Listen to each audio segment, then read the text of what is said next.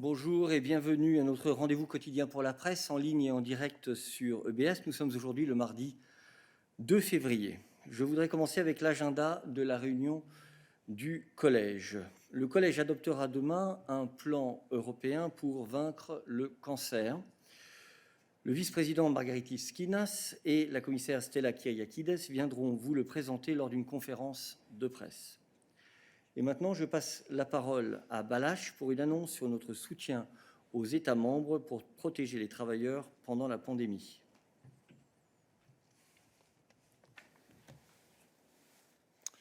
Indeed, good afternoon. So the European Commission today has disbursed 14 billion euro to 9 member states under the SURE instrument. This is the first disbursement in 2021 and the fourth installment since the SURE program was launched. Now, as part of today's operations, Belgium has received 2 billion euro, Cyprus 229 million, Hungary 304 million, Latvia 72 million, Poland 4.28 billion, Slovenia 913 million, Spain 1.04 billion, Greece 728 million, and Italy 4.45 billion. Now, these loans will assist member states in addressing the sudden increases in public expenditure to preserve employment. Following today's disbursements, now 15 member states have received a total of 53.5 billion euro under the SURE instrument. Now, more information on the topic, please consult our press release. Thank you very much, Balázs. This concludes our announcements for today. We will move to your questions, and I pass the floor to Oliver.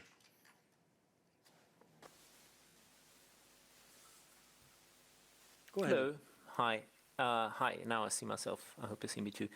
I have a question on the transparency of the advanced purchase agreements for the vaccines. So you made it clear in recent days and weeks that, of course, it's the companies who insist on confidentiality, and this is why you can't simply purchase all the agreements, even if you wanted to. And I also understand there's kind of a back and forth between the companies and the Commission when it comes to publishing the agreements you have already published. So some things are blackened, other things are not blackened. My question is, can you give us, please, the Commission's reasoning why the total figures for each quarter of deliveries of vaccines should be blackened out? And why you don't think that it's in the public's interest to at least know how many vaccines should come to Europe at each quarter? I understand the companies don't want this to be published, but not each request that they make is probably overriding the public's interest in knowing what's in there. So if you could please tell me why it's not in the public's interest to know how many vaccines are coming at each quarter's beginning. Thank you. Thank you, Oliver. I think we have made it very, very clear here on many occasions that indeed we would like the contracts to be published and all the details to be available except very specific security-related issues or obvious commercial information, business secrets of the companies. But that we are not the only ones in a position to decide on this, and I think that this is simply a legal fact. Let me pass the floor to Stefan on figures. Thank you very much. Eric, I think you have explained it quite well. Indeed, the Commission has always been, as Eric said, a proponent of transparency of the elements which are in the contract. There's a few elements on which companies insist that they are considered to be sensitive business information, which is one of the reasons why they're covered by confidentiality clauses, and clauses have to be respected. Of course, if companies would agree to no longer cover certain elements or no longer insist on having certain elements covered by confidentiality clauses, then we would definitely be very much in favor of this in view of ensuring this transparency. Thank you. I think that we can point to a certain number of contextual elements which is always good to keep in mind. The first, of course, is that as we have seen in the recent past, of course, there are potential deviations from these targets which happen because of a number of reasons, and therefore these numbers do not necessarily correspond to what we are actually getting, which is why we have been so active. The second is that the president had said in an interview, in a press conference shortly before the G20, and Oliver, I believe that you had taken part in that press conference. I remember you asking a question on a related issue related to COVID, that we were starting to expect a surge in deliveries as of the second quarter, because this is when we were hoping that some of the bigger volumes of vaccines would come on stream. And thirdly, that we are indeed hoping that the second quarter will see such a surge, and based on the approved vaccines that the 3 approved vaccines now through EMA and the European Commission, we expect that in the second quarter we should be receiving 300 million doses, and of course more if other vaccines come on stream. So that is clearly our interest in being able to provide the figures, and we will continue to improve the way we're able to provide figures as time passes. NAOMI, you have a follow-up, Oliver. Sorry, I hadn't seen it. Yes, thank you for the follow-up. Okay, I understand that the companies would consider their individual delivery schedules as confidential information. But what do you think about the Commission publishing on a weekly or bi-weekly or monthly basis or quarterly basis the overall bulk figure of vaccines that should be coming in? If you do this, nobody can draw direct conclusions on how many vaccines an individual company is supposed to deliver, and so there's no infringement of their supposedly confidential business interests. Well, I think that the President yesterday in the interviews that she gave actually provided figures for the month of January, February, and March that would correspond to what you're referring to. When she said that in January, and Stefan will correct me if I'm wrong, we have received 18 million doses of vaccine. We're expecting 33 million doses in February and 55 million doses in March. And indeed, I think that being able to provide figures on vaccines is something that is a positive step forward and that we are working on. NAOMI.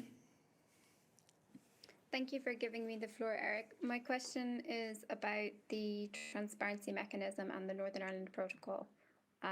So my question is, unfortunately, border officials have been withdrawn from Belfast and Lauren ports because of concerns about their safety. They've been identified as targets. There's obviously paramilitary extremists in Northern Ireland who are opposed to the protocol and checks on the Irish Sea border. With officials unable to do the checks they were previously doing on food and so on in this slightly destabilized situation, what actually happens if the checks can't happen? Where is the control of the external border of the EU single market going to take place, and how? Thanks. Thank you very much for this question, Naomi. The first thing I would like to say is that, of course, we condemn very strongly any threat of violence against port officials or anybody else in Northern Ireland who are simply exercising their duties and implementing the withdrawal agreement. That must be absolutely clear. And therefore, in such circumstances, We understand indeed that decisions have been taken by the Northern Irish authorities to temporarily suspend a certain number of checks that are foreseen for the transfer of goods from Northern Ireland to Great Britain. And it is obvious that for us, the first and utmost priority is the safety of people. Now, of course, we are in contact with the UK authorities on this matter, both from a security perspective and from perspective of the implementation of the withdrawal agreement. And a video conference is planned tomorrow between the Vice President, Mao Sefcovic, and his UK counterparts, Michael Gove, and the First Prime Minister and Deputy First Minister and Deputy First Minister of Northern Ireland. And of course, these are issues that they will be able to take up. So I cannot give you an answer, a specific answer as to what happens, but this is an issue that we will be discussing with the UK authorities. But let me stress again, our first priority is obviously the safety of people. Naomi, you have a follow-up. Yeah, just a quick one. Do you see a link here with events on Friday when the Article 16, the contentious clause, I suppose, was mentioned in an initial draft of a Commission regulation? Thanks. Look, whatever the reason, a threat of violence is simply unacceptable, full stop. You don't look for excuses. That must be very, very clear. The second thing is that, according to the information we have received, the situation has actually arisen some time ago already, so before the events that you mentioned. So I think it's very clear that the threats have originated before this discussion on Article 16, as you said, was public. Tony.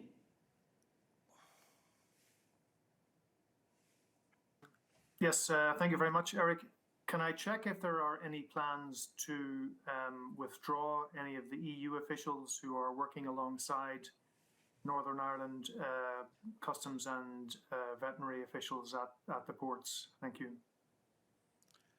Thank you for your question. Obviously, the security of our staff in Northern Ireland is as high a preoccupation as that of any other person working in Northern Ireland on the implementation of the withdrawal agreement. We have asked them not to attend their duties today, and we will continue to monitor the situation and adapt accordingly. Are there other questions on health-related issues for us today? Please only keep your hand raised if it is on this. We will come back to other issues, of course, as ever afterwards. Isabelle, tu as demandé la parole. Oui, bonjour. J'avais une question sur, on voit qu'il y a un intérêt de plus en plus marqué de certains pays pour le vaccin russe Sputnik.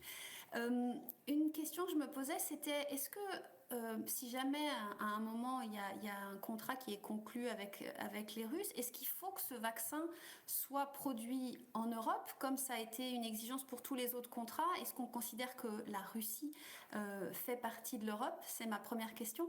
Et deuxième question, j'avais le sentiment, pas très précis, qu'il y avait un moment, il y avait des discussions entre les 27 pour essayer d'identifier clairement quelles pourraient être les usines, les sites de production qui pourraient fabriquer les vaccins, par exemple Pfizer, qui sont déjà existants. Je sais qu'en France, il y a Sanofi.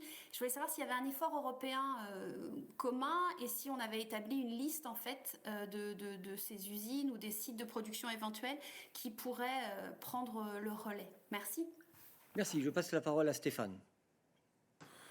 Merci beaucoup, Isabelle. Je vais peut-être commencer avec la deuxième question. En fait, chaque convention que la Commission conclut avec les sociétés prévoit en effet la liste des usines qui sont identifiées pour la production du vaccin. Et donc, toutes ces usines participent à la production du vaccin et des usines d'ailleurs qui sont en effet établies en Union européenne. Ça, c'est un critère important et je reviens là-dessus. Et ce sont toutes ces usines qui, ensemble, sont responsables pour assurer une bonne capacité de production sous ces contrats. Donc, ça, c'est identifié dans le cadre des conventions conclues avec les sociétés. En ce qui concerne le vaccin russe, comme j'ai dit hier, les critères de sélection pour les sociétés sont établis dans notre stratégie de vaccin. Il y en a plusieurs, dont un est en effet le fait que la société doit avoir une capacité de production dans l'Union européenne. Donc ça, c'est un élément important. Le but, c'est d'assurer justement qu'on peut passer à des livraisons rapides le jour où le vaccin reçoit le feu vert de l'EMA et donc le jour où les vaccins pré-produits peuvent être livrés. Donc c'est un élément important qui serait pris en considération le jour où une société ou d'autres sociétés voudraient entrer dans un contrat, un Advanced Purchase Agreement, un contrat d'achat avancé avec la Commission. Merci. Merci beaucoup. Peut-être pour compléter la réponse de Stéphane, permets-moi de faire référence aussi à la vidéoconférence qui a eu lieu dimanche dernier entre la présidente et les commissaires Stella Kyriakides et Thierry Breteau avec les entreprises avec lesquelles nous avons signé les accords de préachat que tu connais. Et un des objectifs de cette réunion, c'était justement de discuter de la manière dont les entreprises pourraient mieux travailler entre elles et avec les institutions publiques à l'avenir pour répondre au type de crise pandémique que nous vivons à l'heure actuelle. Et lors de cette discussion, bien entendu, la question des variants du virus actuel, du virus de la Covid-19, a été évoquée. Donc il est clair que pour l'ensemble des acteurs, la nécessité d'une coordination et d'une coopération est évidente et nous soutenons tous les efforts que les industriels pourraient faire pour travailler ensemble de ce point de vue. Alors, on me dit que tu demandes un follow-up. Je ne le vois pas sur mon écran, mais je t'en prie, Isabelle. Oui, mais j'entends bien et merci pour ces éléments. Mais est-ce que du coup, il y a d'autres exemples donc en France, on sait que Sanofi donc, va mettre du Pfizer sur ses lignes, mais est-ce qu'il y a d'autres exemples en Europe et est-ce qu'on a établi une liste? Est-ce que c'est un effort qui se poursuit de façon un petit peu plus concrète? Parce que là, tu dis qu'il y a une coordination, etc. Mais est-ce qu'on a identifié d'autres endroits en Europe? Est-ce que ça continue? Est-ce qu'on continue à chercher en fait d'autres endroits en Europe où on pourrait, pour accélérer le plus rapidement possible la production? Je crois qu'il faut un peu distinguer les deux choses qui ne s'opposent pas, mais qui ne sont pas nécessairement identiques. Mais je passe la parole à Stéphane. Merci beaucoup.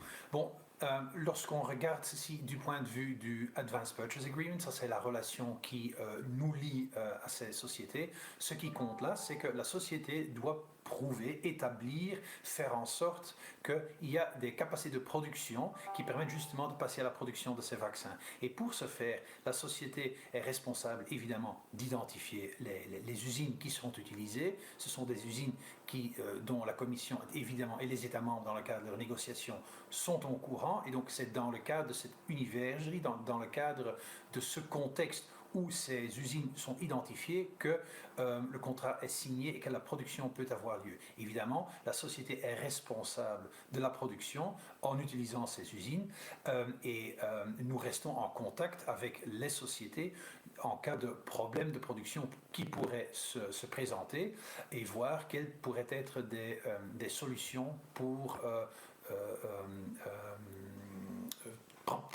trouver des solutions. Merci.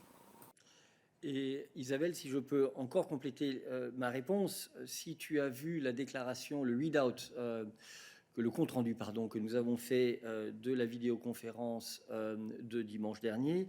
Tu verras qu'il y a un paragraphe, et je vais te le lire, je m'excuse, c'est en anglais.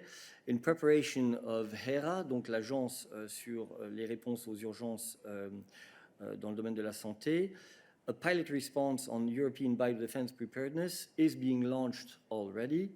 The aim is to fund design and development of vaccines and scale up manufacturing in the short and medium term, and also to target the variants of COVID-19. Tout cela veut dire que dans le cadre des discussions que nous avons eues dimanche dernier avec les entreprises pharmaceutiques, nous avons en fait tenu compte de la nécessité d'améliorer la réponse à la crise actuelle et nous allons y travailler avec ces entreprises. Nous n'avons pas de liste à te soumettre, mais la décision a été prise de travailler ensemble pour améliorer justement notre capacité de production, y compris à court terme et notamment dans le cadre de la lutte contre les variants. Voilà, je passe maintenant la parole à Raph, toujours sur les sujets vaccins.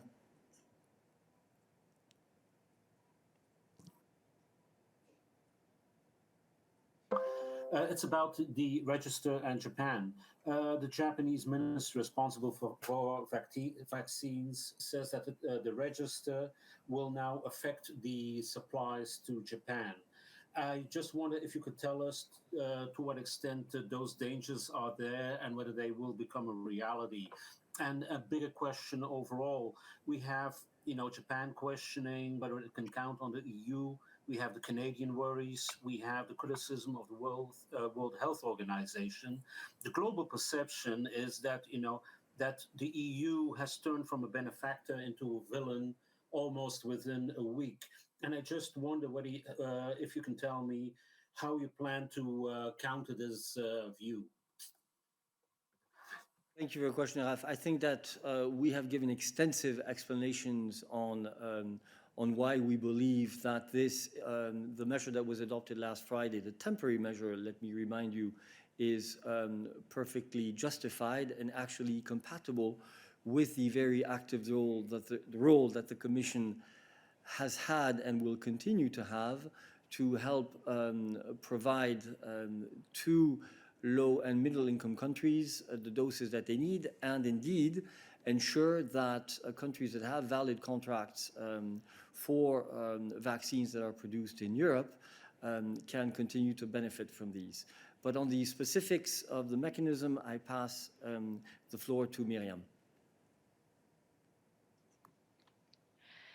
Thank you. Yes, let me just remind that this is a transparency and registration mechanisms that we need because we are in a public health issue with concerns on the respect of the contractual obligations of the advanced purchasing agreement. So that's why it was put in place. And we need to ensure that we know where the vaccines are being delivered. So that was the initial purpose of this regulation. We are, of course, aware of the concerns that have been raised by third countries, and we will do our maximum to ensure that the APAs that these countries have with third countries are also respected so that there are no problems. Maybe I can take this opportunity to provide some good news because we have already been receiving requests for delivery. So far, the information we have is that we got 2 requests for deliveries, one for Canada and one for the UK. Member states have handled these requests very safely, and these exports have been authorized in accordance with the opinion of the Commission. So it proves that the system is working and that we will really use it in very limited cases. Thank you, Miriam. I now move to Lukáš. Yes, can you hear me? Yes, go ahead, Lukáš. Yeah, I would like to get back to this contract with AstraZeneca that you published on Friday, and some parts of this document were blurred, and I assume that confidential parts. Some of the journalists noticed, in fact, that you can read all this blurred part in the bookmarks. So these parts, confidential parts, were later published in the social media. So I would like to know whether it was a mistake of the European Commission I'm asking is because for several months you just during the midday briefings you were saying that the contract is confidential in the interest of the EU citizens. So I was wondering whether now the interest of the European citizens is under threat.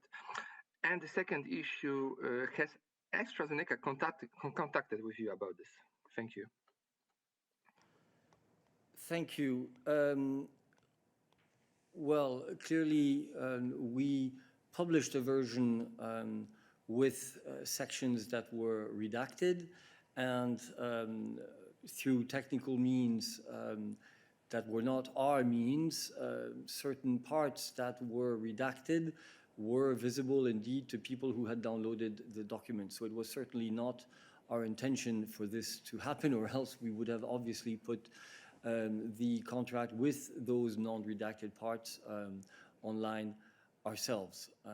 So that's one thing. Secondly, we never said that the confidentiality of contracts was done in the interest of EU citizens' security. We said that we were in favor of transparency of the contracts. We continue to be. We have been all along. But that it takes two to tango in this case, because we negotiated those contracts, and in order for those contracts to be concluded with the pharmaceutical companies, it was agreed that the contracts would remain confidential. Now, as you know, we have had some successes in this area. And the contract with AstraZeneca that we have been able to publish, albeit with some redacted parts, is a sign of that. And we have said that we will continue to try to publish the other contracts that we have. I think we've also done the same for CureVac. On your second question, have we been contacted by the company on this? Not as far as I'm aware.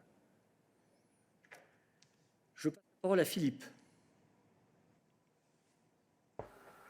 Oui, je voudrais aussi parler d'AstraZeneca. Hier, donc, il y a cette communication disant qu'on va prendre cette distance avec AstraZeneca. Je voudrais savoir ce que ça signifie concrètement, et notamment cette réflexion. On avait annoncé 336 millions d'euros pour AstraZeneca, mais on n'a pas encore tout payé. Donc, très clairement, est-ce qu'il y a une pression qui s'exerce sur AstraZeneca, disant si vous ne respectez pas les délais prévus, eh bien, vous ne recevrez pas les sommes annoncées?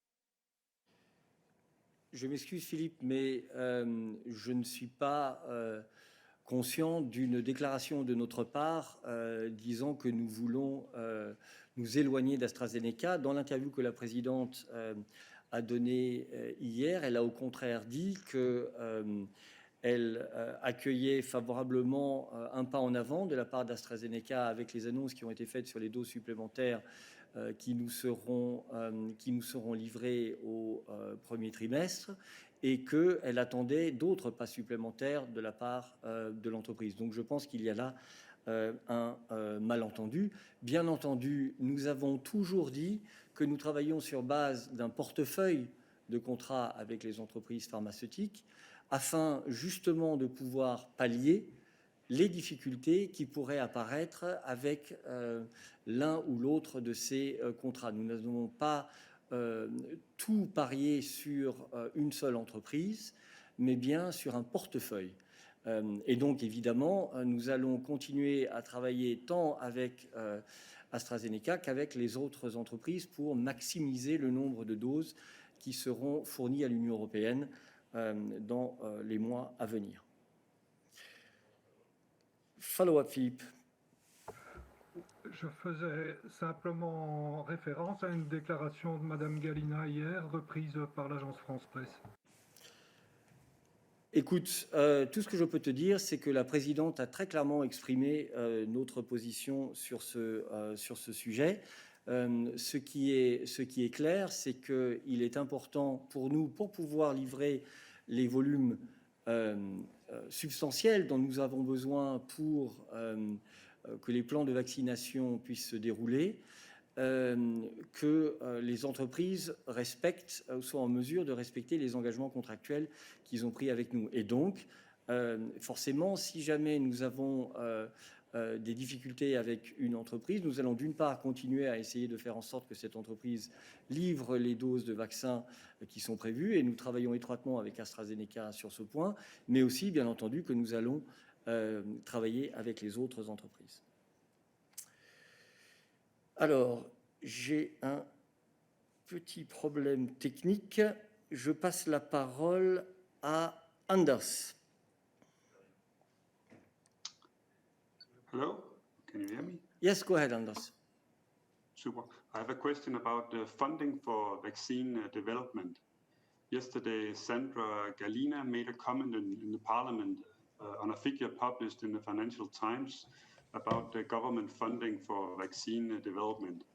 It shows that the EU allegedly invested 10 or 7 times less than the UK and the US. And she said that this figure was not reflecting real numbers since it did not count the contributions from member states. Could you give us an idea about how much the EU as a whole has contributed on top of the money from this 2.7 billion envelope for this? And which, maybe you could also say which member states contributed and how much? Stefan. Oh, or Johannes? Yes. Well, Stefan start and Johannes will continue with. I think indeed we have to say, both of us have to say a couple of things here. So maybe I will first start by saying that indeed you have to take into account, as far as the EU budget is concerned, that there is an important EU budget to stimulate research and development, and I will leave the floor to Johannes to handle this. From the EU budget, there is then, in addition, the 2.9 billion euros we have referred to, which is the 2.1 billion from the European the Emergency Support Instrument, with the additional injection of 750 million from member states. Also, don't forget that these amounts are used indeed to produce to develop, the production capacity, to make sure that the companies are ready to roll out, to produce vaccines even before they have been given the green light by EMA. And then you also have to bear in mind that when the orders are made by the member states, in the context of these orders, obviously the member states pay the purchase price which is due for the vaccine. So there's different elements, different, I would say, amounts that are being paid in the context of this advanced purchase agreement architecture. In addition to that, there is the research and development, and I believe that Johannes has a lot to say about that. Thank you. Johannes. Thank you very much, Stefan. So indeed, there's the money that's paid for the vaccines by member state, then there's the money that Stefan referred to, which is the down payment, and then we come to research. Here we have more than 1 billion euros spent on vaccine research under Horizon 2020. This is 650 million euros spent prior to the pandemic on vaccine research more generally, and 350 million euros on vaccine research specifically for COVID, or against COVID for that matter. That is only under Horizon 2020. For example, there's support to CureVac, 75 million via the infectious disease facility via the EIB. There was support to BioNTech of 100 million, of which 30 come from the same facility under Horizon, plus 70 from FC, so that you would need to add on top actually. There was also, for example, support to BioNTech in 2019 under FC, 50 million. And we have more examples on where the money went on the website, so each of these calls are published. That these 350 million for vaccines under Horizon 2020 against COVID come from the overall 1 billion that is dedicated from Horizon 2020 for the fight against COVID, which is not only vaccines but also treatments and tests, as you may know. Now there's one additional element for your reply, and this is what you hinted at in your question. This is only what EU budget is spending. This does not include the money that the member states are spending. Now we don't know exactly how much the member states are spending, but we know, of course, from, let's say, from history and from the context and from our daily exchanges with them, that this is, I mean, it's difficult to put a figure on the podium. I'm happy to tell you on background what we think, what it is, but it's much, much more. I mean, you have to put the EU budget into perspective of national budgets. You know how big the EU budget is overall and how national budgets are much bigger. So you can draw a conclusion from that. By that, you would need to put all together, actually, and then you can calculate a comparison how much the EU as a region or as a jurisdiction, for that matter, is spending, and then you can compare it to other jurisdictions. That was done by the FT. But I think that it's an interesting question in general because it links to the discussion we were having last Sunday in the context of biodefense preparedness, because the discussion was about basically linking up all of the actors, be they private or public, and the different levels in order to ensure that we extract the maximum out of the efforts that each undertakes in order to spot potential future pandemics, develop the adequate resources, and then scale up manufacturing capacity. So in that context, we would expect that in future, once we have this agency, we would be able to have a much more streamlined, at least reporting system and cooperation system in order to maximize the effects of spending at different levels. I see you have a follow-up, Anders. Yeah, there's a lot of numbers here, but it's difficult to find out because I get the impression that what you're saying is that this figure is wrong, but how wrong is it? Is it possible to say anything about, is it completely wrong or is it just slightly wrong? Yes, I mean, it's difficult for us to comment a figure. Actually, it's just a graph. There's not even the figure behind it or the study. But as I said, happy to explain to you on background how a bit the proportion is. But it's not the first time that when journalists are comparing spending of EU research and development, that they compare only in quotation mark, Horizon, also the EU budget, against what is spent in other jurisdictions, and forget the very, very big part is member states are spending via national programs. Voilà. Thank you. We go to Tommaso.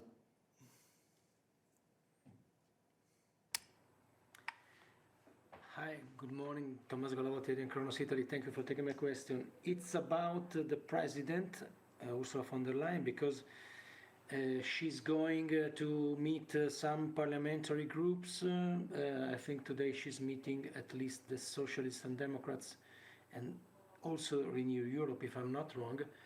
There are other groups and also MEPs of belonging to the majority who are asking her to come to the plenary and explain what happened as far as the vaccine are concerned.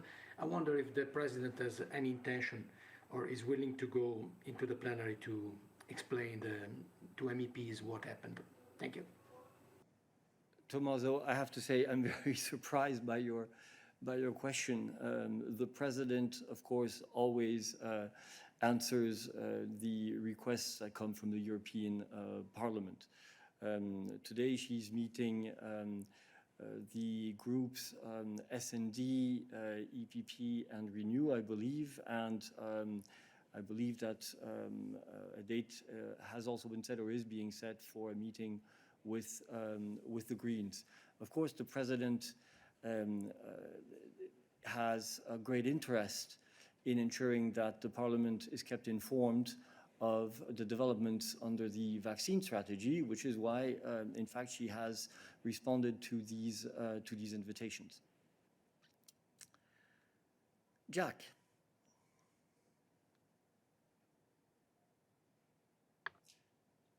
Hi, Eric. Thank you, Jack Parrott from Euronews. So my question is a bit back on the sort of Russian-Chinese vaccine thing. So my question is, I mean, I understand that the priority was to try and do a sort of European vaccination thing and get sort of transatlantic, etc., and not really use the Chinese ones. And for that reason, that's why there aren't sites in the European. Do you see what I mean? My question is, why would there be some encouragement now for a company like Sinopharm or Sinovac to team up with the European production site And are you encouraging them to get EMA approval for these vaccines and to go to the EMA and get that approval? Because obviously this is still quite a long slog. I wonder essentially if you're trying to diversify the portfolio with countries like Serbia, Hungary, etc., using those other vaccines. We will repeat what we have said here about 100 times, Jack, for your benefit. I pass the floor to Stefan. Thank you very much. Well, I think one of the main elements of our strategy is to ensure a diversified, broad portfolio. And that's exactly what we have built with the 6 contracts that we have with 6 companies. And we're still having negotiations with 2 other companies. So the idea is to be diversified. What I would also like to say is that there is no nationalism here in our vaccine strategy. It is not a matter of only having certain nationalities of companies. Absolutely not. What matters are the selection criteria which are laid down in our vaccination strategy and which refer to several things, including to production capacity in the European Union for the reasons that I explained before. Of course, we welcome always all initiatives that lead to building production capacity in the European Union. It's important to have a good production capacity in the European Union. This is why we also had discussions with the CEOs that had place last Sunday. But again, criteria are laid down in the vaccine strategy, and this is, I would say, the path that we have carved out for ourselves to make sure that we develop this diversified portfolio. Thank you.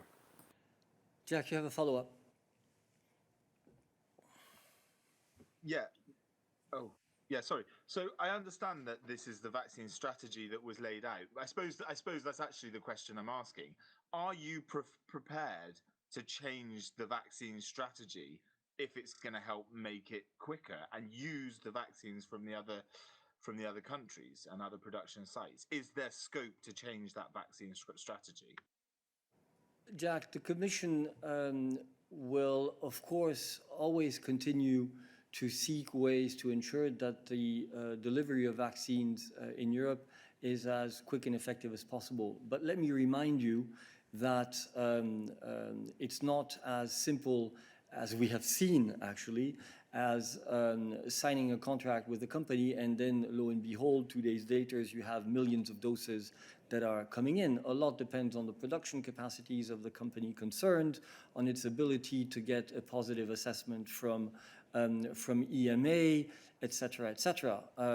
So we believe that for the moment, we are well advised to focus on implementing the strategy that we have in place and get the deliveries that we're supposed to get. As I said, with increases already in the months of February and March, and hopefully a bigger increase even in the following quarter, and that will deliver the number of doses that we require for European citizens. It would probably be extremely challenging to, at this stage, undertake steps that actually allow us to sort of go even faster than this. I give the floor to Marina. Sorry, it's on the foreign policy, so I'm just waiting for my turn. Okay, we'll come back to you, Marina. Griselda. Merci beaucoup. Je voudrais retourner au sujet AstraZeneca, parce que quand il y a eu le problème avec Pfizer, vous aviez été en mesure assez vite de dire en combien de temps ces doses engagées reviendraient au pays. Et maintenant, je ne vois rien de ça. Donc, j'ai lu attentivement l'entretien de hier, il n'y a rien de ça. Je comprends bien que Mme von der Leyen considère que c'est un pas positif, qu'il y ait 9 millions de doses de plus de ce qu'il voulait donner. Mais je me demande, est-ce que vous avez donné un délai à AstraZeneca pour qu'elle réponde, ou vous attendez comme ça illimitément? Est-ce qu'il y a quelque chose là pour clarifier quelle est la situation avec AstraZeneca? Et puis sur le Parlement, excuse-moi, je ne suis pas sûre d'avoir compris. Tu dis que les groupes ont demandé à Mme von der Leyen d'y aller. Moi, je croyais que c'était Mme von der Leyen qui avait demandé d'aller parler au groupe avant la plénière de la semaine prochaine. Il y en a plein qui ont dû organiser de réunions extraordinaires pour la recevoir. Est-ce qu'elle cherche le soutien au Parlement face aux critiques qu'elle reçoit dans les capitales? Elle essaye de se renforcer, c'est ça ma question. Je passe la parole à Stéphane sur la première partie de ta question. Je reviendrai après sur la deuxième. Merci beaucoup. Bon, d'abord, nous ne sommes pas dans le business, je dirais, de comparer des sociétés. Hein. Il faut toujours regarder la situation spécifique telle qu'elle existe pour la société. Nous avions, comme tu te souviens, eu d'abord des messages de Pfizer qui avaient indiqué qu'il y avait des problèmes de production. Nous avons eu des contacts, des discussions avec la société et avec le résultat que tu connais bien, donc avec la reprise maintenant de la production depuis la semaine dernière et avec à partir du mois de mi-février, 100% sera livré sur base qui a été convenue avant. En ce qui concerne AstraZeneca, là nous avons eu des discussions avec la société suivant leur annonce qui nous avait fort surpris concernant des capacités, la capacité de livrer une bonne quantité de doses. Nous sommes entrés, je pense que nous avons bien indiqué notre position et identifié nos attentes. Nous sommes en discussion avec la société. Comme Eric l'a dit, la société a fait un important premier pas en avant. Nous continuons à mener les discussions avec la société dans le but d'arriver à des livraisons de doses importantes pour les citoyens européens. Mais il est important que nous regardons, que nous examinons ces cas en prenant en considération la situation spécifique de chaque société. Merci. Merci Stéphane. En ce qui concerne ta deuxième question sur les groupes politiques, oui, soyons clairs, la présidente, effectivement, a suggéré d'aller rencontrer ces groupes politiques. Elle a reçu une invitation donc, de la part des groupes que j'ai eu l'occasion de mentionner. Et bien entendu, son intention, c'est de continuer le travail d'information qu'elle mène depuis le début de son mandat du Parlement européen et de ses groupes sur les travaux de la Commission européenne. Et bien entendu, par les temps qui courent, le sujet de la mise en œuvre de la stratégie de vaccination est un élément central de ce dialogue. Je passe la parole à Laurence.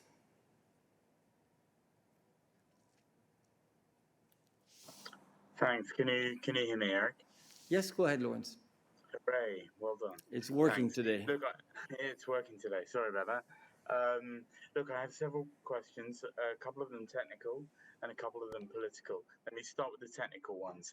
Do the numbers that the President gave yesterday and Sandra Gallina also gave in Parliament for the first quarter, that total, whatever, 106 million, do they include 40 million, a 40 million assumption from AstraZeneca? And a second question, technical question on the authorization scheme. My understanding is that it includes a clause that demands that companies say what they've done in terms of vaccine exports in the last 3 months. Is that a precondition? Is fulfilling that a precondition for being able to export? And has AstraZeneca provided that information yet? And then two political questions, if I may. One, I'd like to get a response on the comments of Jean-Claude Juncker yesterday, talking about the rollout of the vaccine scheme being slow and not being transparent.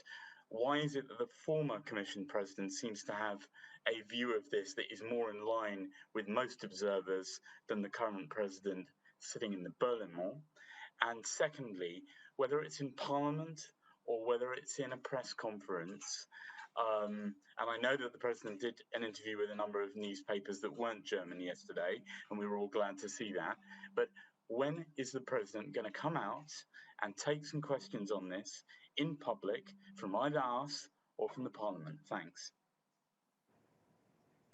Thank you. Let me start with the last two questions. On the comments made by the former president of the Commission, Jean-Luc Juncker, and why you believe that his comments are more aligned with the views of member states, why is it that it might be the case that this is? You're going to have to ask him, not me. I note that you quoted a very small extract of what I believe was a long intervention yesterday evening, during which he said lots of other things about the vaccination strategy and also about the difficulty that it would be to act act in a different manner. But I would refer you, obviously, to him.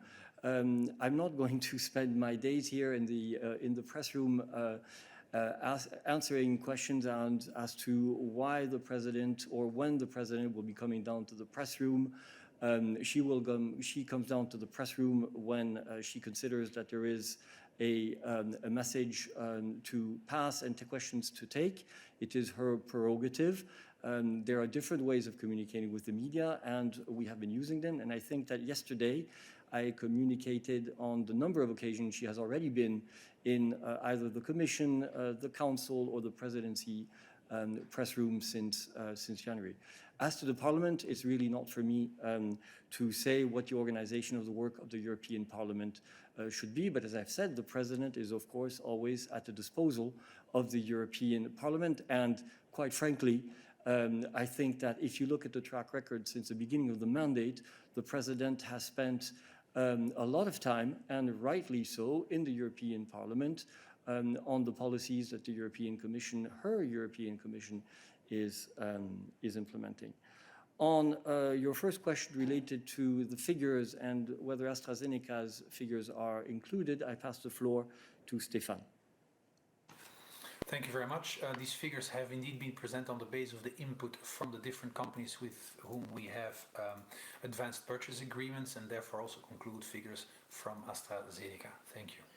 And on your second question concerning the export authorization mechanism, I pass the floor to Miriam.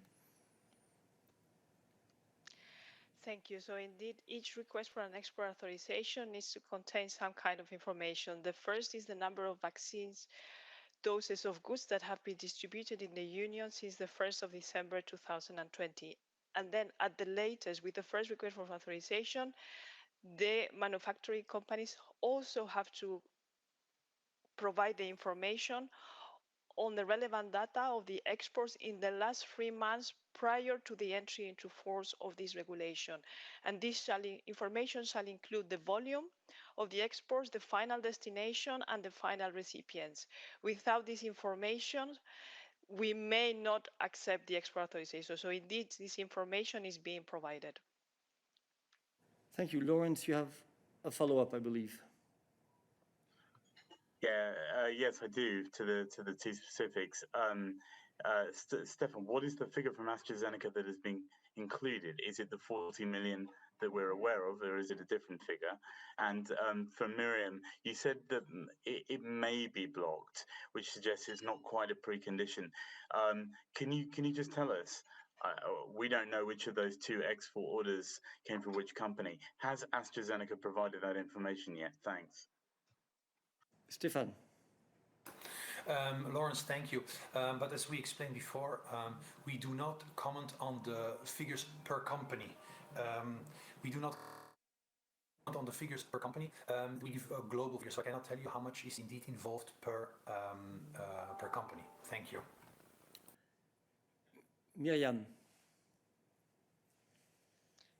Yes, as I explained, this information has to be provided with the first request for authorization. So the companies have provided this information. We will see how we report on the export authorizations system and the transparency mechanisms to make sure that information is provided. But at this stage, I cannot provide further information. Thank you. Rafaela.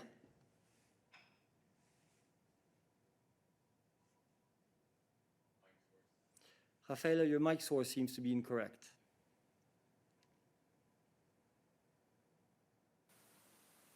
Does it work right now? Yes, it does. Yes, I think it works.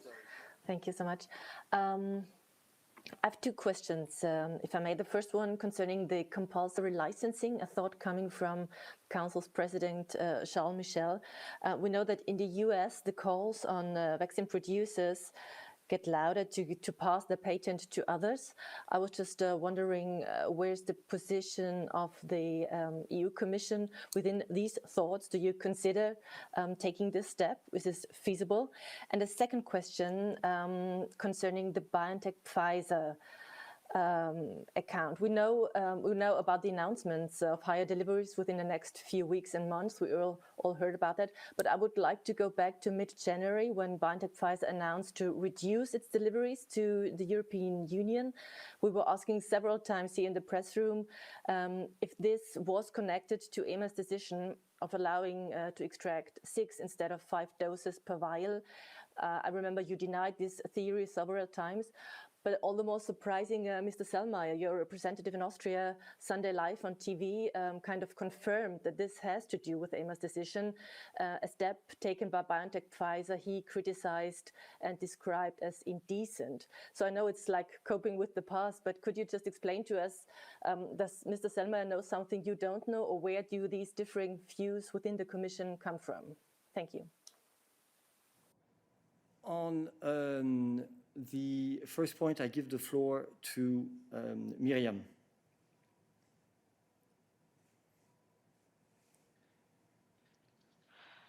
I'm sorry, can you repeat? I missed the question because I had some connection issues. Yes, Rafaela, sorry, your question was rather long and sophisticated, so instead of me summarizing it, I would appreciate if you could repeat it.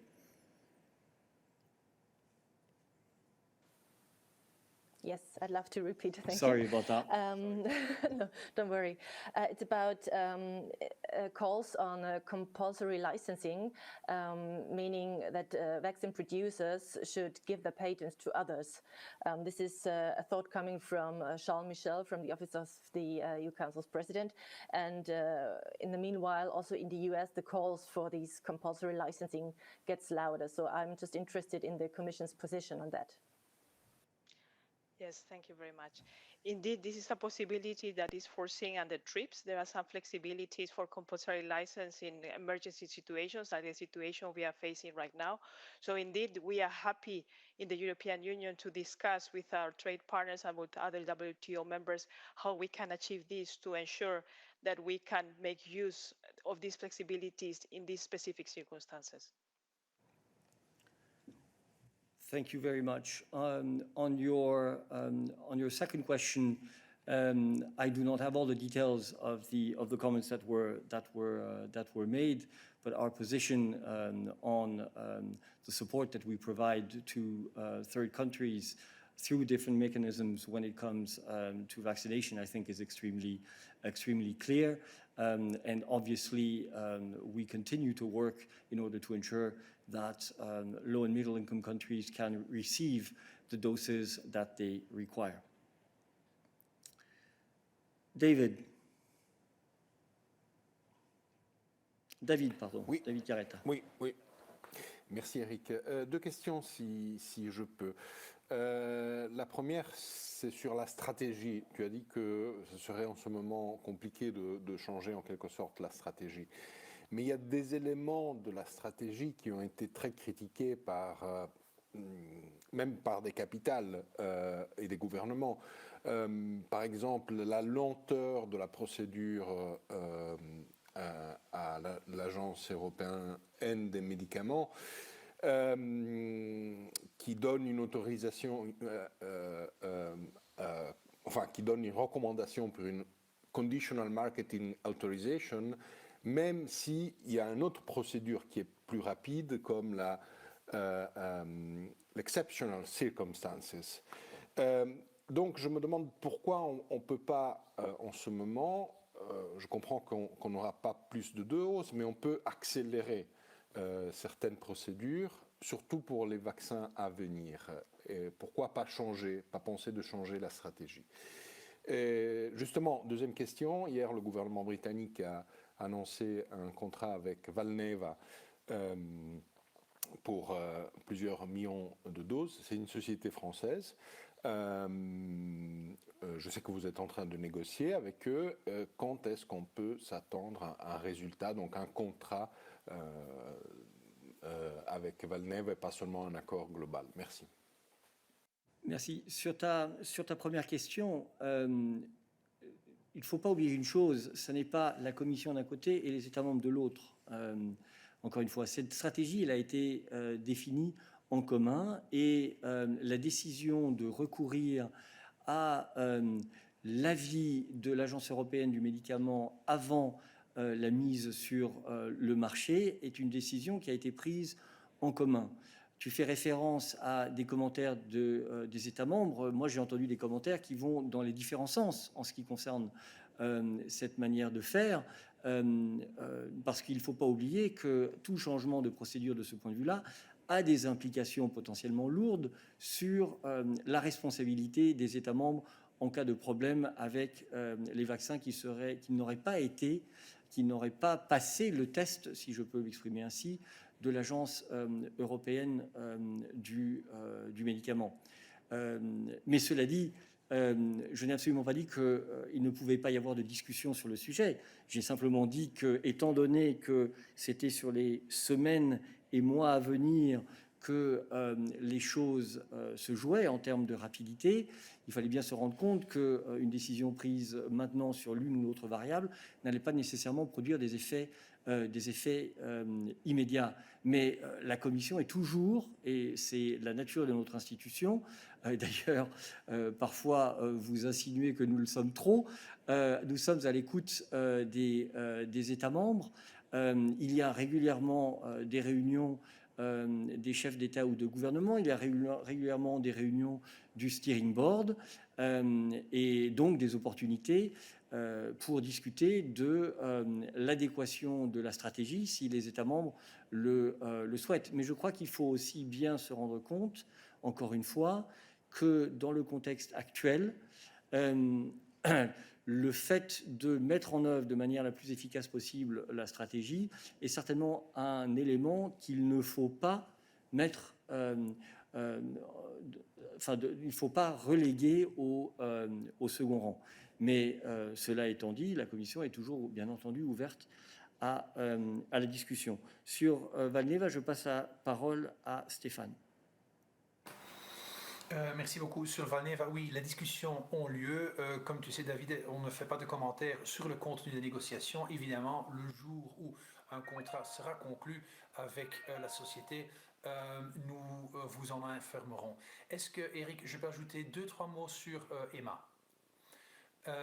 David, tu as fait référence à cette procédure d'urgence et tu sais que les États membres, comme Eric vient de l'expliquer, ont souligné l'importance de passer par l'EMA justement pour assurer la sûreté et la qualité de ce vaccin. Pour te donner un exemple de la profondeur et du sérieux avec lequel EMA fait son analyse, permets-moi d'attirer ton attention sur le fait que l'EMA examine ou évalue par exemple également les processus de production. Il y a une grande différence entre la production de quelques dizaines de milliers de vaccins dans le cadre d'un essai clinique et puis d'avoir une production en masse de plusieurs dizaines de millions de vaccins. Il faut éviter que dans le cadre de ce développement vers la production de masse, le vaccin ne perd pas son efficacité, ne perd pas sa qualité. Et donc c'est quelque chose qui l'EMA examine aussi, et ce n'est pas nécessairement le cas dans le cadre d'autorisation d'urgence. Mais malgré cette profondeur de l'approche de l'EMA, l'EMA a pris beaucoup de mesures pour accélérer la procédure, entre autres via un rolling review qui permettait à l'agence de déjà commencer l'évaluation du dossier bien avant que la société n'avait introduit une demande de mise sur l'autorisation, ce qui fait qu'il n'y a pas eu beaucoup de temps de différence entre, par exemple, certaines décisions d'urgence qui ont été prises par d'autres États et les autorisations de l'EMA. Merci. Merci beaucoup. Je passe maintenant la parole à Odile.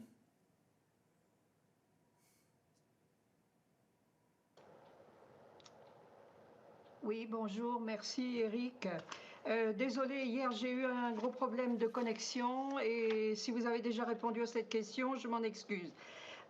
Je comprends tout à fait le Advanced Purchase Agreement qui vous spécifiez que les vaccins doivent être produits dans l'Union européenne et éventuellement de passer des accords comme ce qui se fait avec Sanofi là pour fabriquer sous le Pfizer-BioNTech. Mais on sait bien qu'on est dans une circonstance exceptionnelle et que le public commence à devenir très impatient Et surtout dans les territoires, les autorités locales et régionales, etc. Qu'est-ce qui empêche, dans cette circonstance, de faire fabriquer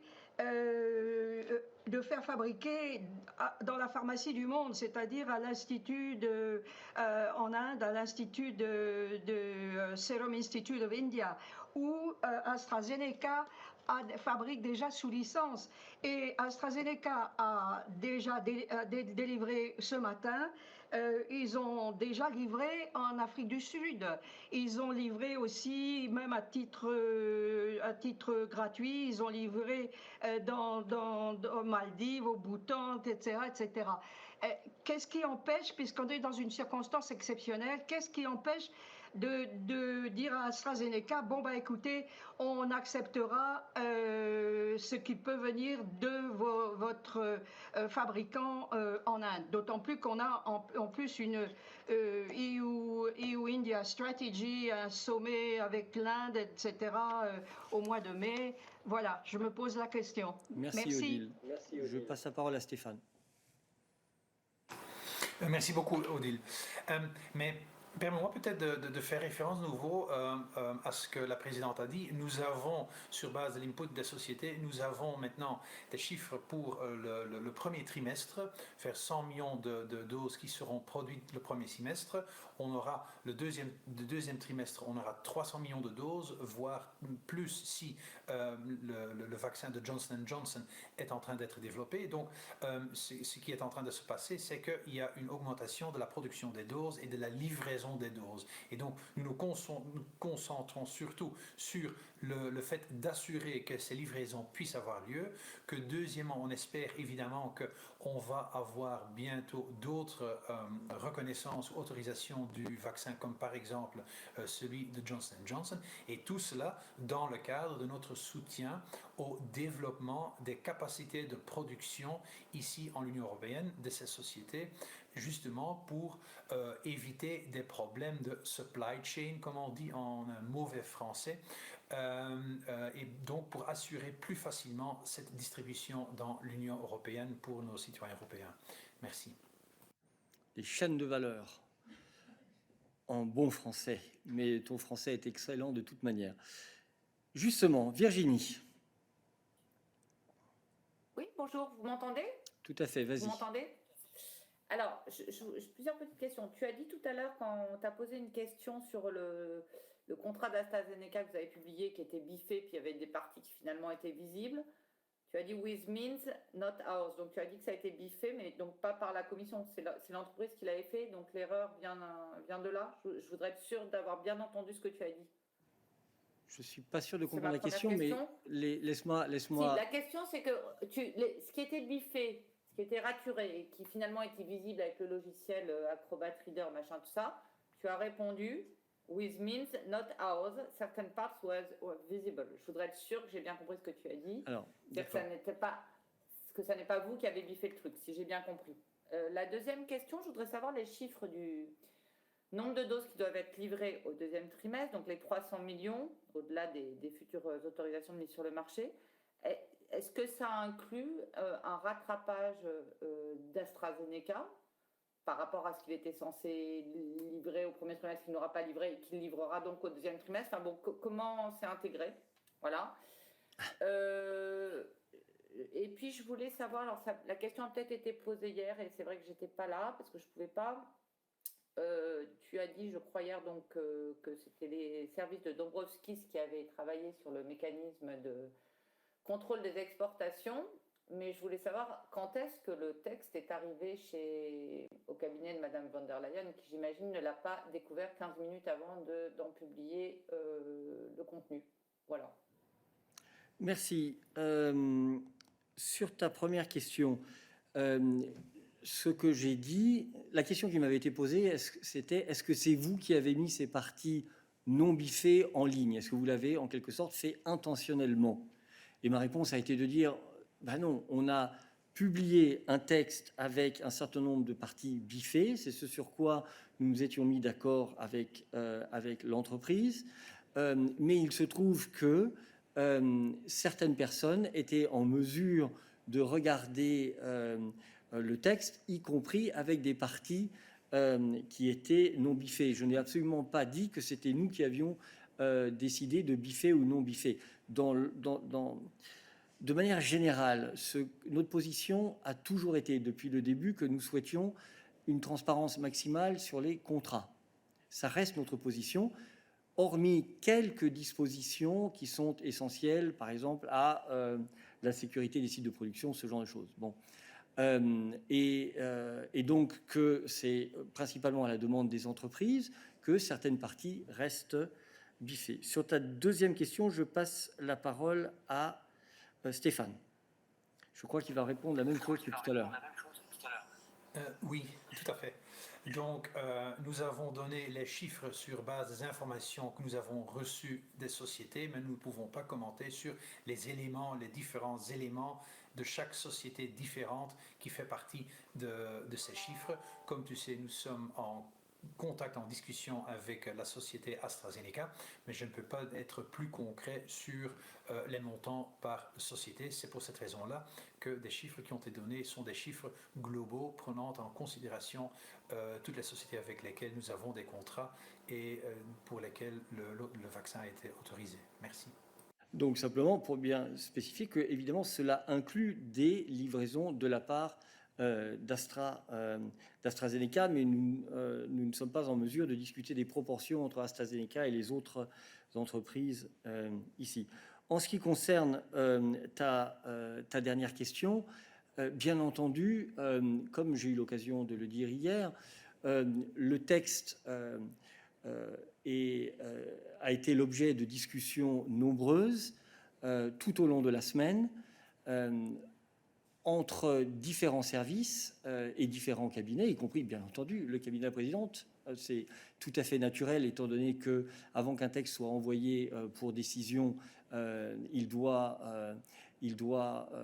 faut que le cabinet de la présidente donne son autorisation pour que ce texte soit envoyé. Mais le texte a continué à évoluer tout au long de la semaine, d'accord, sur ces différentes dimensions. Voilà. Pascal. Virginie, je ne vois pas, mais il paraît que tu as un follow-up. Ah oui, je le vois maintenant. Est-ce que vous m'entendez là? Non, alors, j'ai peut-être pas été claire, je reviens sur cette sorte de contrat AstraZeneca rendu partiellement public. Qui, techniquement, concrètement, a raturé? C'est vous, c'est AstraZeneca? Le geste technique fait par informatique Écoute, Virginie... oui, je voudrais savoir d'où vient l'erreur. Non, mais l'erreur, elle n'est pas liée... L'erreur, elle n'est pas liée à qui a raturé. L'erreur, elle est liée au fait que sur certains lecteurs du logiciel utilisé, tu pouvais voir le texte. Nous n'avions pas l'intention de révéler cela, et donc tu peux aller dire que c'est la faute, c'est une erreur commise par la Commission européenne. Voilà, et nous le regrettons. Pascal. Ah, Pascal, il paraît que c'est sur l'espace. Alors, je suis désolé, mais nous sommes encore et toujours sur les vaccins. Marina, je crois que tu avais dit que toi aussi, c'était sur les affaires extérieures. Et donc, je passe la parole à Diego. Super, merci beaucoup. Tu m'entends, Eric? Bien sûr. Parfait. So my question is on Parliament and the discussion on vaccines. I just wanted to ask very simply, who requested that the meetings with the parliamentary groups would not be public?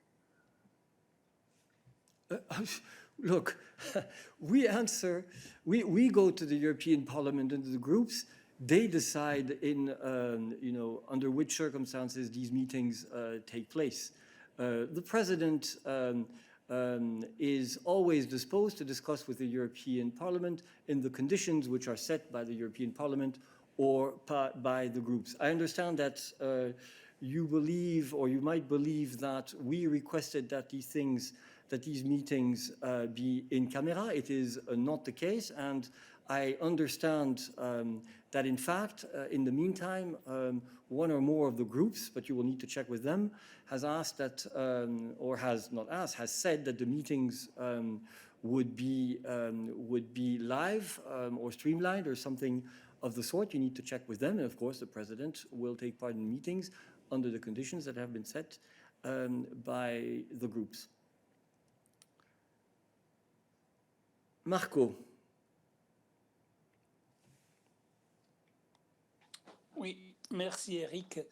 Il y a quelques semaines, suite à notre question, vous aviez annoncé que la commissaire Kyriakidis allait envoyer des lettres aux États membres pour leur demander s'ils avaient eu des contacts de forme bilatérale avec les sociétés qui produisent des vaccins. Je voulais savoir si ces lettres ont été envoyées et dans ce cas-là, si vous avez reçu des réponses et si les réponses ont été satisfaisantes. Merci. Merci. Question pour Stéphane. Merci beaucoup Marco. En effet, la commissaire a envoyé des lettres en faisant deux choses, en rappelant les principes de la stratégie qui inclut le fait qu'il n'y aurait pas de négociations bilatérales et en invitant les différents États membres à nous informer de la situation. Je ne peux pas dire plus en ce qui concerne les réponses des différents États membres. C'est en train d'être examiné. Ce que je tiens quand même à souligner, c'est que nous avons développé un portefeuille très diversifié, que grâce à ce portefeuille, nous avons un accord maintenant pour presque 1,2 milliard de doses de 3 sociétés, Moderna, BioNTech, Pfizer et AstraZeneca, et que la production de ces doses est en cours, que comme on vient de l'annoncer, on espère avoir 100 millions de doses le premier trimestre et 300 millions de doses le deuxième trimestre, et donc nous sommes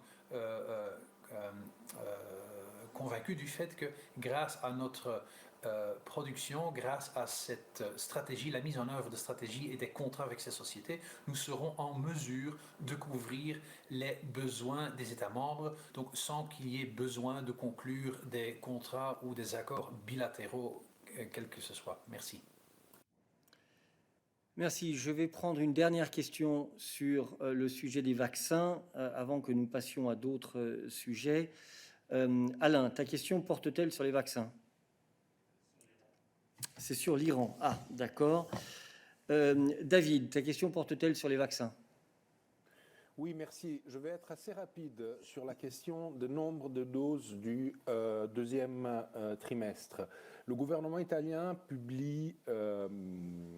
a publié ses prévisions, faisant juste le calcul pro rata, parce qu'évidemment, il achète comme ça, il conclut les contrats comme ça. Et à partir des chiffres que le gouvernement italien donne, on aurait droit à penser que dans le deuxième trimestre, il devrait y avoir plus de 300 millions de doses. On arrive, je crois, à 350, 400. Donc, j'imagine qu'il y a des doses en moins par rapport à ceux qui étaient prévus au mois de décembre et au mois de janvier, au moins au début du mois de janvier. C'est pour ça que je me demande si ce ne serait pas nécessaire de faire de la clarté. Parce que si on va regarder les chiffres des gouvernements, on peut avoir les chiffres, mais vous ne pouvez pas les donner. Écoute, David, je sais que le sujet est complexe et que nous sommes tous un peu fatigués, mais le chiffre que j'ai donné, j'ai dit très clairement que c'était basé sur les entreprises qui ont obtenu déjà une autorisation de mise sur le marché. Donc les 3 entreprises, mais que bien entendu, à ce moment-là, lorsque le deuxième trimestre commencera ou au cours du deuxième trimestre, nous espérons qu'il y aura d'autres vaccins qui pourront être mis sur le marché s'ils obtiennent une autorisation de la part de l'Agence européenne du médicament. Et encore une fois, nous comprenons votre intérêt pour les chiffres, c'est le nôtre aussi, et nous y travaillons. Stéphane, as-tu quelque chose à rajouter ou à corriger à ce que j'ai dit ? Étant donné, Eric, que tu vas m'évaluer le jeudi, je n'ai absolument rien à corriger, tu as tout à fait raison. Non, si jamais tu ne me corriges pas alors que j'ai fait une erreur, on en reparlera jeudi. Merci. Je clôt maintenant le sujet vaccin et je passe la parole à Marina qui attend depuis très longtemps avec une question sur les affaires étrangères. Thank you, Eric. I have a question for Peter, and it's regarding so-called Kosovo opening so-called embassy in Jerusalem. What is the message from EU to Pristina on this action, and actually what can be consequences of this kind of action? Thank you.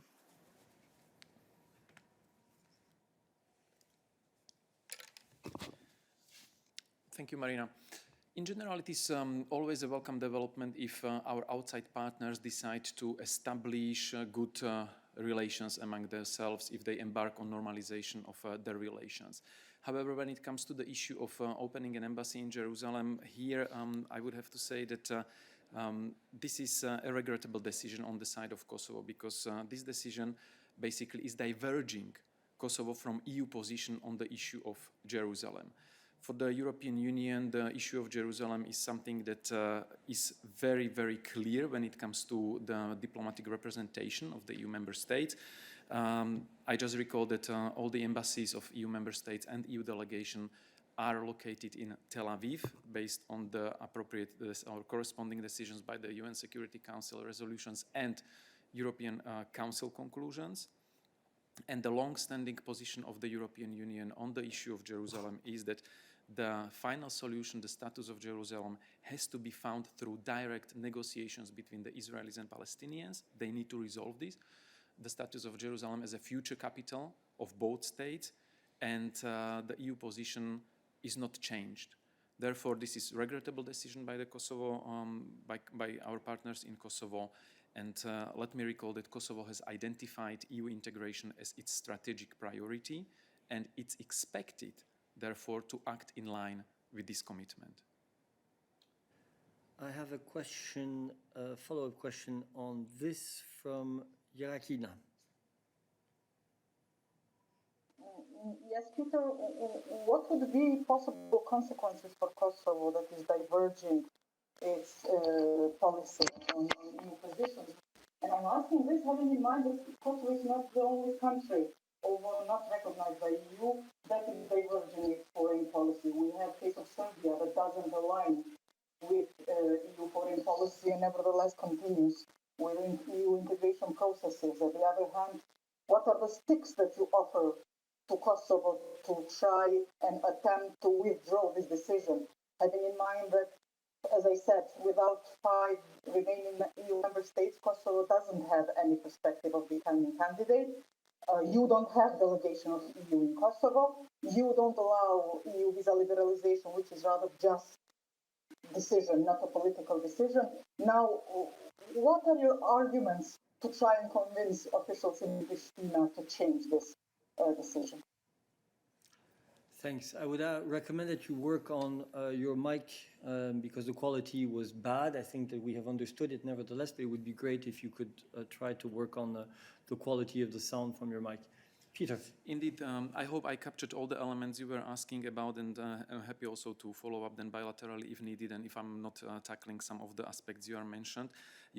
So the possible consequences, well, as said, Kosovo has defined EU integration as its strategic priority, as a commitment for a better future of its people. So it's just a logical consequence that the EU and the member states would expect Kosovo to progress on the path of EU accession by aligning with EU policies and adoption of EU principles.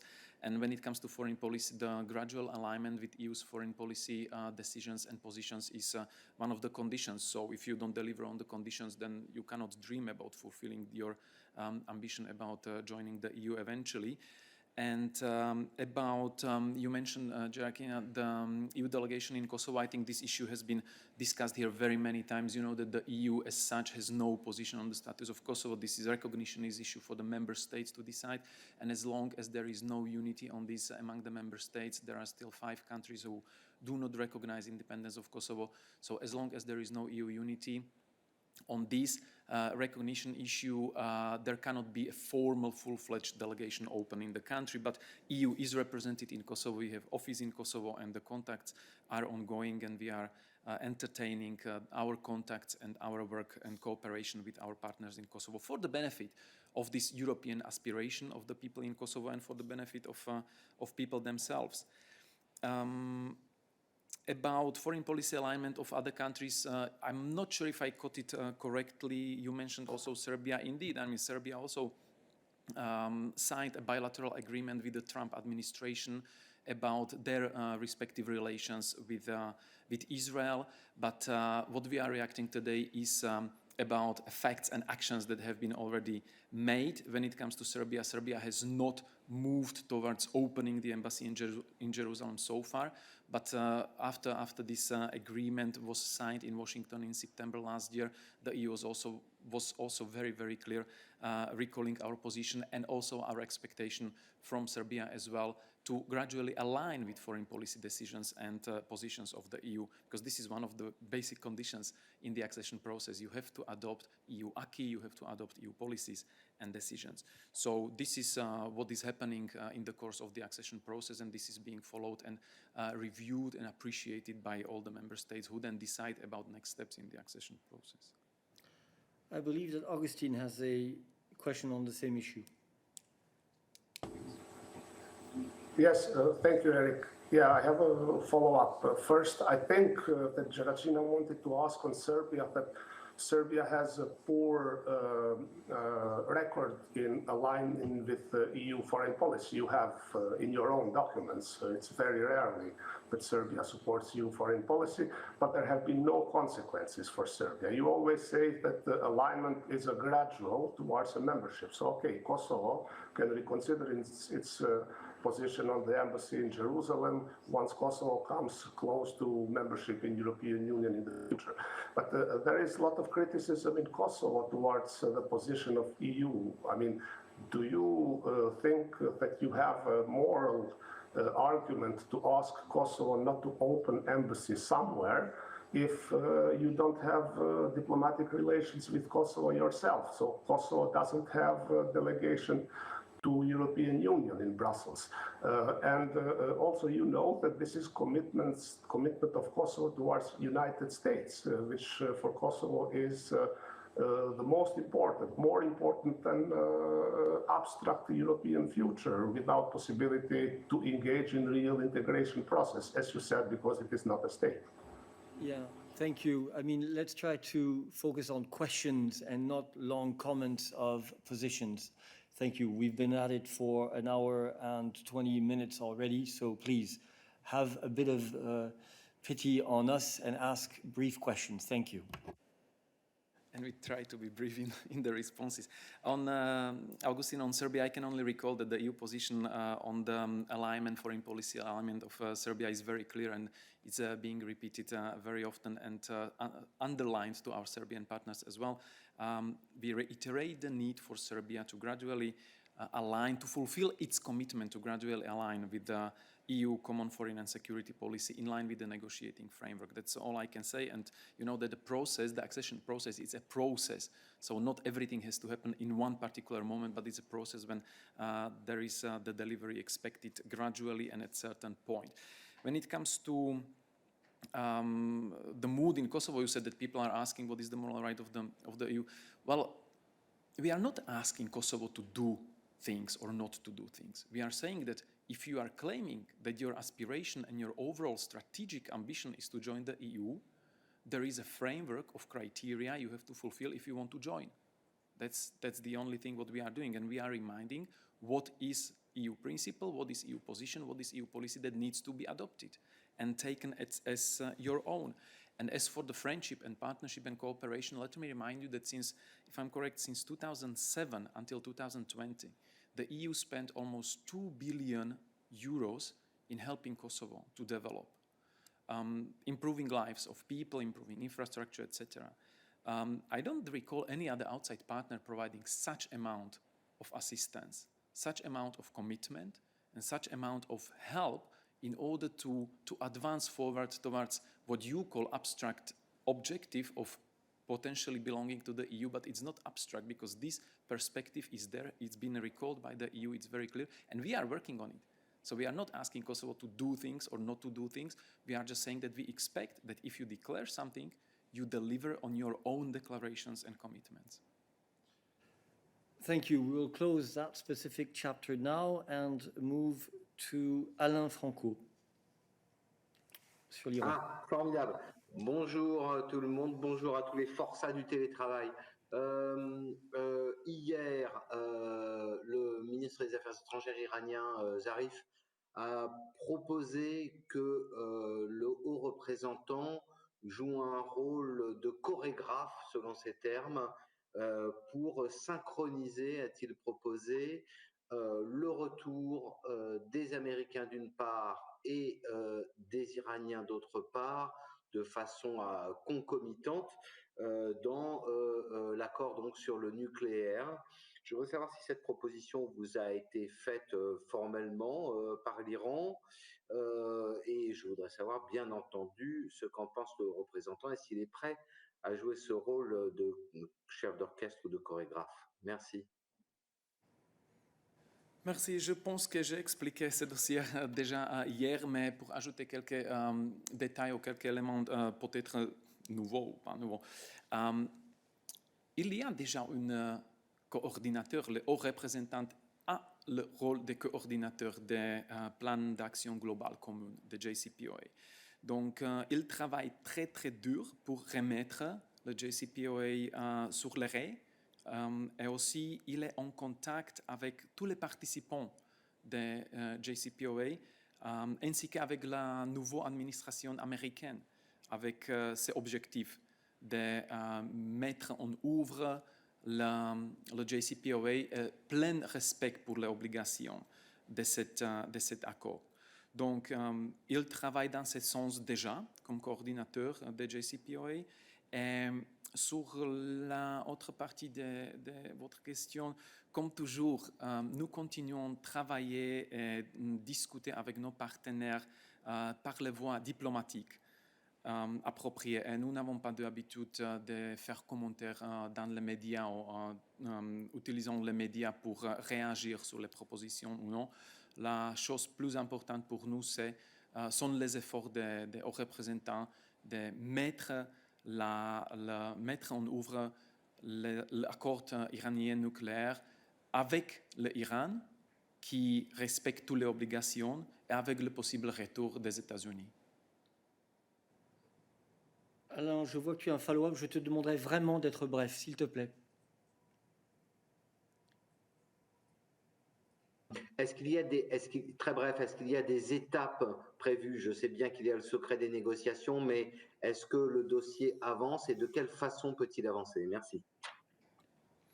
Non, c'est toujours un travail en cours. Nous sommes constamment en contact avec les partenaires, avec l'objectif de nous assurer que le plan d'action globale commune, le JCPOA, est respecté et que tous les participants mettent en œuvre cet accord qui est très important pour la stabilité et la sécurité de la région, et ça vient aussi pour notre contact avec l'administration américaine. Merci. Je passe maintenant la parole à Anas qui avait une question sur le même sujet. Short question, please, Anas. Merci, Eric. Alors, hier, M. Borrell reconnaissait dans son blog sur la stratégie économique ou la souveraineté économique que l'Union européenne n'a pas pu défendre les intérêts des sociétés européennes qui avaient des intérêts économiques avec l'Iran, et il a reconnu également que l'instrument Instex n'était pas efficace. Est-ce que c'est un constat d'échec de la part de l'Union européenne, notamment dans un contexte marqué par des souhaits de renouveler ou de redonner une nouvelle vie à l'accord nucléaire? Merci. Oui, on a reconnu les problèmes avec les problèmes que l'Iran a avec les bénéfices de ces accords. Mais à la même chose, nous disons on peut trouver la solution pour ce problème avec le retour des États-Unis à cet accord. Donc, et c'est la priorité pour nous, pour tous les partenaires, comme déjà exprimé dans la déclaration de la rencontre ministérielle de décembre. Et le haut représentant travaille dans ce sens en tant que coordinateur de JCPOA et il est en contact avec tous les partenaires ainsi qu'avec l'administration américaine pour trouver les solutions parce que c'est urgent de trouver les solutions pour la sécurité, pour la stabilité et aussi pour le bénéfice de la population en Iran et dans la région. Je passe la parole à Momchil. J'arrêterai le briefing et je vous prie de nous accorder votre compréhension à -10, c'est-à-dire dans 9 minutes. Momchil, you have the floor.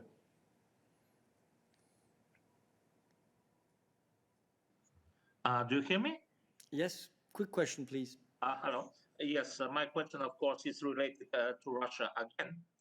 First, today, the Kremlin spokesman, Mr. Dmitry Peskov, said, "We hope that such nonsense as linking the prospects of Russia-EU relations with the resident of a detention center will not happen." Of course, he meant Mr. Navalny. So first question is, would you comment these words? Second, having into account that today there is a court hearing against Navalny, and the Russian authorities have asked for 3.5 years of labor camp. I would ask, is Mr. Borrell, is the High Representative ready to go to prison to meet Mr. Navalny in Moscow? Peter. Thank you, Momchil. The answer to your first question is no. The answer to your second question was partially provided yesterday. As I said yesterday, there is willingness to meet Mr. Navalny if possible, and we will see if this will be possible. And we are in contact with his team in this respect. I wouldn't go beyond that. We are watching, of course, today's hearings and today's hearing of Mr. Navalny, and then this will be, as I said, featured. This will feature very highly on the agenda of HRVP's visit to Moscow. Thank you. I move to Nicolas.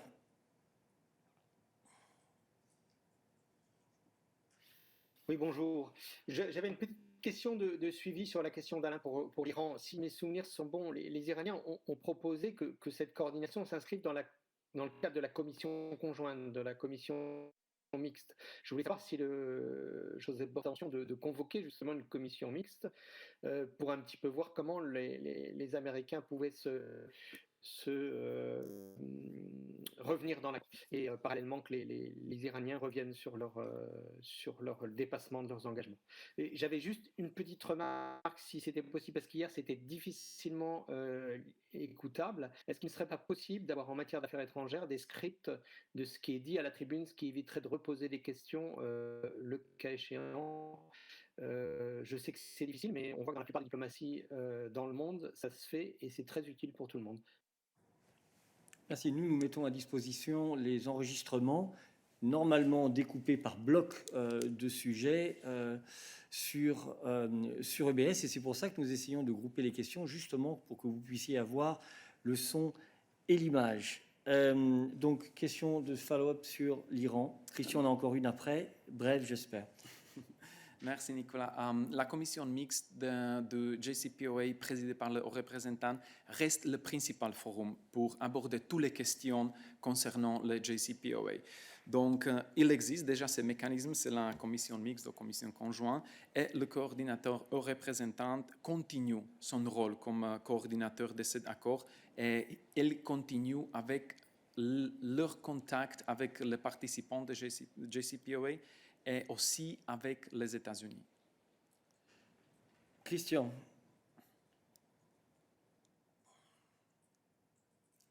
Dernière question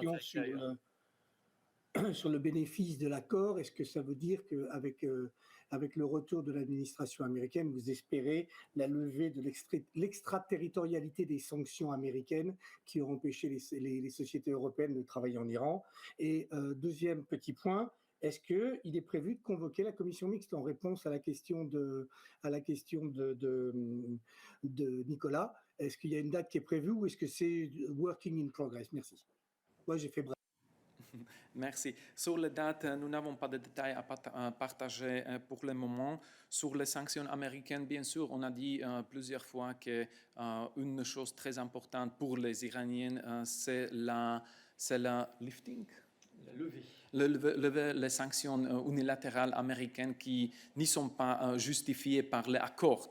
Ce sont sanctions unilatérales imposées par l'administration ancienne américaine et c'est l'objectif de nos contacts et nos engagements avec les partenaires américains, voir si c'est possible lever ces sanctions et retourner à la mise en œuvre, pleine mise en œuvre de JCPOA avec toutes les obligations et avec tous les avantages et bénéfices. Lifting en français, c'est une opération chirurgicale. Alors, nous clôturons le chapitre Affaires extérieures et nous passons à la question de Pascal sur l'espace. Pascal, merci de ta patience. Merci, vous m'entendez? Oui, je te demanderai d'être bref malgré tout. Heureusement. Oui, je vais être bref.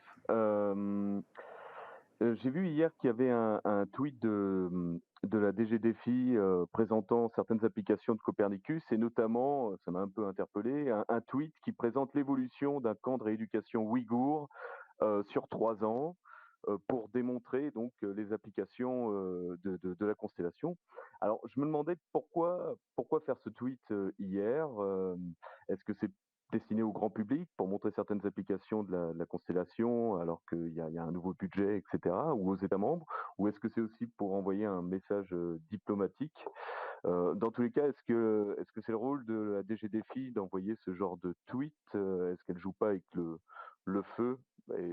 Parce que j'ai des difficultés à imaginer que le Quai d'Orsay fasse un tel tweet, par exemple. Merci.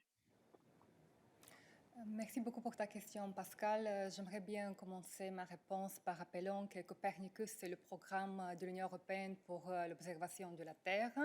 Il est aussi fournisseur de données d'observation de la Terre du premier plan, données qui sont utilisées par des prestataires de services, par des autorités publiques et aussi par d'autres organisations internationales pour notamment améliorer la qualité de vie des citoyens européens. Alors, c'est un programme qui est très important pour tous les citoyens. Aussi, les informations fournies par les services Copernicus peuvent être utilisées pour un large éventail d'applications dans divers domaines. Il s'agit notamment de la gestion des zones urbaines, du développement durable et de la protection de la nature, de l'aménagement régional et local, de l'agriculture, de la sylviculture et de la pêche, de la santé, de la protection civile, des infrastructures, de mobilité, ainsi que du tourisme. Alors, pour ta question, afin d'illustrer ces différentes utilisations, la DG Défi publie quotidiennement sur Twitter une image ou une série d'images provenant de données Copernicus. Ce tweet fait partie de cette série Twitter, Image of the Day. Et ces images aussi illustrent l'une des nombreuses utilisations auxquelles l'imagerie et les données Copernicus peuvent être utilisées. Et comme tu as mentionné, c'est un sujet qui est clairement d'intérêt de la public général. Aussi, c'est une question d'actualité et pour ça, la DG Défi a publié ce tweet. Et pour le moment précis, de ce que je comprends, que c'était fait par rapport aux conditions météorologiques assez favorables, parce que normalement, cette région est couverte par des nuages et à ce moment-là, les conditions étaient assez favorables. Merci. Merci beaucoup, Sonia. Et pour clôturer ce midday, une question de Joao. Hi. I'm sorry, I know that Go ahead. this briefing is already too long. So I wonder whether you are following the situation of the pandemic in Portugal and if there is something that the European Union can do to help with this situation, and also at which level can the EU give some aid to the member states? Thank you. Thank you, Joao. A question for Balázs.